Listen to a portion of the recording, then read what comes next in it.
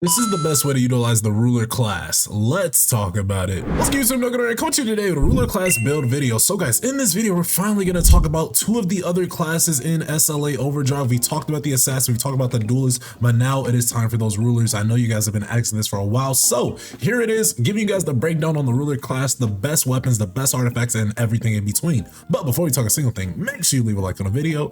If you're new, go ahead and subscribe to the channel. Turn on post notifications to miss a live or an upload. Now, first and foremost, as you guys know, we're gonna have to go through that class skill tree and talk about the priority here. So for the ruler skill tree, this is what I've currently got going on. So I have maxed out everything within the ruler class, and I have a side of duelist class. Now I do want to mention that this is an end game ruler build because I do have a ton, and I mean a ton, of skill scores available that allows me to maximize my own class, right, which is ruler, but also get enough of the duelist class to where I'm not a hindrance when it comes to staggering opponents. Now, first and foremost, talk about the ruler class. There are some very great facets in this. If we just talk about the overdrive skill itself, it does a good amount of things, but when attacking, it is going to restore the overdrive gauge. It slightly restores the overdrive gauge just periodically. And if you use stage 1 of your overdrive gauge, a dagger wielding soldier will appear piercing through enemies. If you use stage 2, a mage soldier will appear firing ice bullets, but here's where it gets nice, right? If you use stage 3, Shadow Baruka appears above the enemy to freeze them. So when you guys are utilizing the overdrive skill, I personally just go ahead and save until I do get stage 3 and then summon Baruka. Let's say you're facing a boss monster, they're now going to get frozen. So you can honestly pair this overdrive skill in a variety of different ways. I do like to, let's say if I'm grinding workshop really light, I'm gonna save till stage 3. If I'm facing a boss monster, you know, maybe they're getting a little bit too unpredictable, summon Baruka, freeze them. Now I can control the battlefield a little bit more. If we just look at some of these other ones, when performing a combined attack with a shadow summon with overdrive, slightly restores the user's overdrive gauge. And how you guys use combined attacks, you want to summon the shadow soldier and then either backdash combo attack or dash combo attack, and then that usually helps you out with a shadow combo attack or combined attack. Regardless, the ruler class has a bunch, and we've been using the ruler class since about day 1. We haven't utilized the entire class, but I do want to say it's definitely one of the greatest classes when it comes to just the AoEs that you guys have available, but they also have some insane skills. Feast on the Weak slightly recovers HP each time the user defeats an enemy. Insane. This allows you, this is even better than HP Extraction, which is a blessing stone that allows you again to get HP upon defeating an enemy. But there are some also great things in here. Sustain efficiency, it increases your attack if your current HP is 80% or more. Let's say some other ones, suppression, we've got full moon wheel. Again, I would say though that the one facet and what's kind of taken me a while to make this video is that the ruler class is really destined for a lot of just mob clear. I don't really think I'd utilize this class too often if I was dealing with boss monsters WBL, but I did end up going into WBL, so you'll be able to see some gameplay later. And regardless, of course, we're going to max out the entire skill tree within that class, and then I went all the way down here to counter attack enhancement for my duelist class as my side class. Within this, I get the counterattack move when I do get the Swift Shadow counterattack. Using my basic attack anytime I deflect, this also unlocks me percussion, which allows me to break those QTE break gauges when it comes to WBL. So you can take this one into WBL and you will succeed just fine. And then counterattack enhancement allows me to again get an increased amount of stagger within this respective class. We're increasing our stagger, and then we even have rush. So when I do go into WBL, I'm probably running these two moves, but we're going to talk about that in just a bit. If we're going to go ahead, we're going to just talk about the weapons I currently have for the ruler class. Now, personally, right now, I want to mention that the demonic plumflower sword, along with the shadow scythe, is a dangerous combination that you might want to run for your ruler class.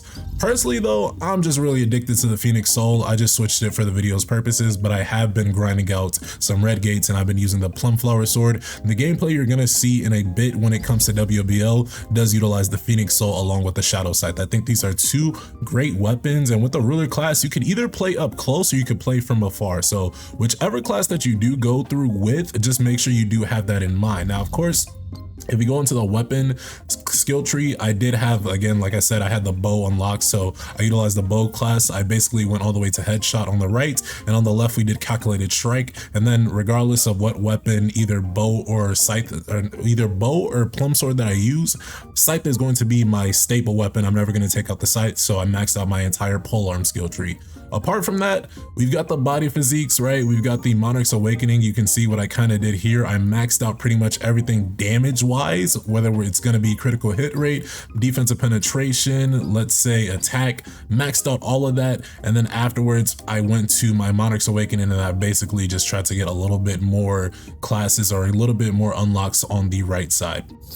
Now, let's go ahead and talk about some skill sets that you might want to be rocking for the ruler class. Again, this is currently what I have going on. So Black Hole and Dispersion as my skill set A, and then the Commander's Touch and Liberation as my skill set B. Now, I did mention that I can take this build to WOBL. Now, of course, since we did unlock part of the Duelist class, what I usually do is I put Percussion in place of Black Hole, and then instead of the Commander's Touch, I put Rush here. So this allows me to break a boss's gauge at an insane rate. And I can give you another facet. Pay attention here, because we're talking about artifacts. But if you guys are going into the Workshop of Brilliant Light, instead of Cursed Gloves, hear me out on this one, put on Burning Greed Gloves. Increases the user's stagger effect. And really, you could do this for any class that isn't the Duelist class. I found that putting on these Burning Greed Gloves allowed me to almost instantly break the boss's gauge, right? Because I was running support units that dealt stagger as well, and running 2 break skills or 2 stagger skills along with this makes it feel like the enemy doesn't even have a break gauge to begin with. So honestly, please try to utilize this. I will say 3-set Almighty Shaman, very good set that you can be rocking. I think that if you guys do plan to be long distance with the ruler class, you want your shadows to do a lot of the damage, you can aim for sharpshooter. I personally wouldn't recommend sharpshooter on a Sunji New build, because you do get things like deflect. Let's say if you want to just get into the battle, if you're doing WBL, you're likely to get hit regardless of whatever you do, whether it's the ground debuffs, anything in between. But I'm personally always going to vouch for that Almighty Shaman. We're doing a 3-set here. When you use the base skill, it has a chance to inflict burn on the enemy, and burn deals additional damage proportional to the user's attack while the effect is active. On the right side, as you can see, this is one of the first times in a while I've ran the beast set instead of the skeleton set, and this is for good reason, because within the ruler class, I found this out after playing WOBL, but you actually want to have a high amount of HP. So you actually do not want to run any type of skeleton set. B set's going to be the best one just because of sustained efficiency, increases the attack if the user's current HP is 80% or more, greatly increases attack if the user has learned ruler overdrive. So you're going to see the damage I did in WOBL, and it could have been even more if I wasn't rocking the skeleton set. So that's something to keep in mind. That is all things to keep in mind. So please throw on that B set. Do not use skeleton set here. I immediately 100% don't recommend it unless you don't care about that attack increase buff. Then you can use the skeleton set. And then let's go ahead and talk about the blessing stones. Now, here's the most interesting thing that we can talk about, because when it comes to blessing stones for the ruler class, honestly, this is one of the ones that I do not recommend, the class specific one. This is going to be Death God Sai. Greatly increases the damage of skills in the ruler skill tree and significantly increases damage dealt to normal monsters. Again, I'm personally not going to recommend this, at least not for any type of boss monsters, any type of WOBL. You can of course use this in, let's say, story mode chapters, and let's say in the Orange Gate chapters, let's say in just our regular dungeons. Of course you could use this. Personally though, I found that either Monarch's Domain, let's say Double-Edged Sword, along with Mono Rampage is always going to be a staple within Overdrive. Let's say you want to get more crit, Sharp Perception, or honestly, this one works better, maybe because I have it legendary and my other one is on heroic, but Wolf Assassin, I think this is especially going to be good if you guys are grinding those red gates on chapter 7, which the ruler class eviscerates red gates. So this is one of the best reasons to use the ruler class. Wolf Assassin is going to be a very good staple, but let's go ahead and talk about what I have equipped. Monarch's Domain. When you summon a shadow, both the shadow's attack and your own attack increase for a certain amount of time. This is especially good because when you guys summon a shadow via your overdrive skill, Monarch's domain applies. You'll see the domain effects kind of take place, so you can kind of control when you get that buff. Now, of course, it's a cooldown of 8 seconds, but keep in mind, with the ruler class, you guys can summon a shadow very easily, and then you got your regular shadow summons as well. So Monarch's domain will activate whether you use your regular shadow summon, whether it's like Egress or whatever set of shadows you have equipped, or if you use your overdrive skill. So I think Monarch's domain is not a bad skill to be running here. I just needed something a little bit more damage dealing. I kind of want to make it kind of class specific. If there's any class that could run a Monarch's domain, and it should, it would be the ruler. And of course, we can't forget about our stat allocation breakdown. This one's going to be really well rounded. So 100, 100, 100, 100. The only thing I haven't invested in is intelligence. I think that the main reason I haven't invested into intelligence here is because I really don't need an elemental status effect damage increase or additional MP. When you guys see my last build video or the elementalist build video, and then that way we've covered every single build you can make in Overdrive, you guys will see that that one obviously has intelligence because that is an elementalist build that does elemental damage. It focuses on the elements. Here though, with the ruler, I do want to be just more well-rounded. I think that having a good amount of points in all of these is definitely good to a degree, especially vitality, right? Because some of you guys might be like, hey, I could survive with even less vitality. You know, good for you, right? But there's a cap somewhere when it comes to all of the stats. I'm not sure what the specific numbers are. If you guys know, feel free to comment below. But I think with a vitality this high, not only is my defense going to be very, very high, but again, for that buff that allows me to have an extra attack bonus, I want to stay as high on my HP as possible. So sustain efficiency, we want that, and it greatly increases because your boy has the ruler overdrive unlocked. And then really quickly, I do want to give you guys a little bit of insight for you early game rulers that might be tuning into the video. I think that if you're the ruler class, you're not really limited to the type of weapons that you might want to run. I think that the ruler class is pretty balanced if we're talking just which class or which weapon you want to main for that class. I think a good weapon to start off early on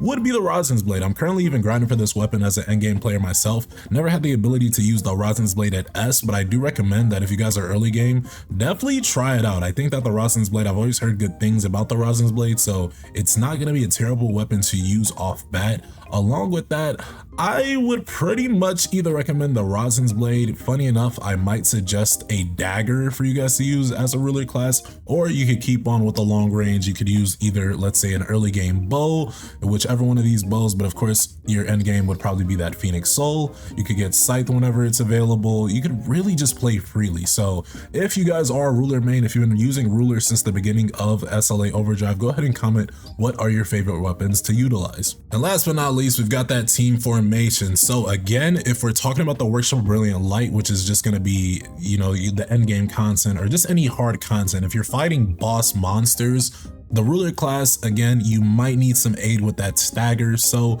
we've got 2 stagger units. We've got Limtag U, we've got Sawju, and then of course you're always going to need that healer. So we're bringing the boy Mean. Along with that, the shadows are going to be Egress as the primary because we want increased critical hit rate. We want Tusk on our side to increase the attack of all of our shadows, and then we want Kaizelin because he's going to inflict the speed increase when he does his Roar of the Heavens move. Now, as far as the potion enhancement, you can do whichever one you want. I personally am a big fan of Tusk Teeth because this is going to increase my damage significantly, but also increase my MP. So it kind of works like Mana Rampage, which I already have attacked on me.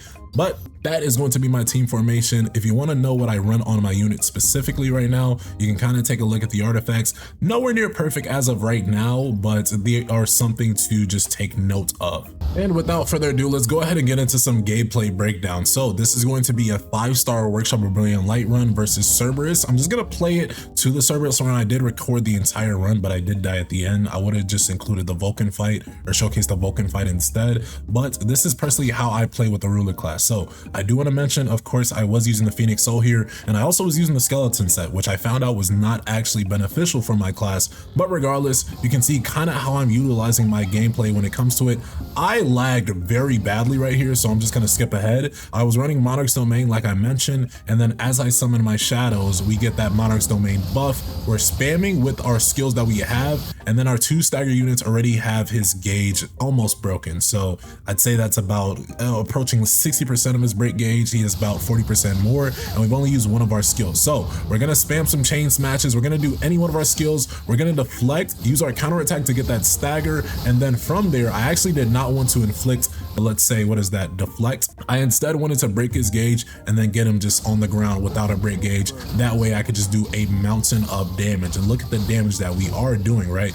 As you can see at the bottom, you can't kind of see it because you know, you got the play screen just in front of it, but we're saving our overdrive gauges until we do get that third one. And then I tried to use deflect there, it did not work.